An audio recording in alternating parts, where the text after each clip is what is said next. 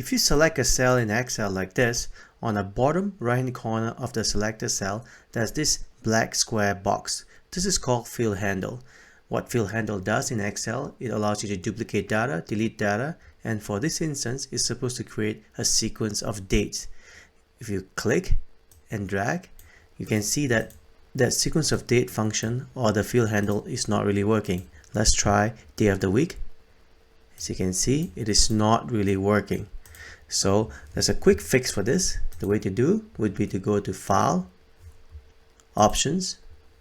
You'll be selecting the Advanced on the left menu here, and make sure you put a check next to Enable Fill Handle and Cell Drag and Drop. After that, click OK. And if you go back to your Excel spreadsheet and select the date again, and if you put your cursor over the fill handle now, you can see that your mouse icon turns into a black plus, which indicates that now your fill handle is active and working. Now if you click and drag your date, you can see that you'll create a sequence of date. And likewise, day of the week, put your cursor on your fill handle, it will turn black, click and drag, and you'll create a sequence of day of the week.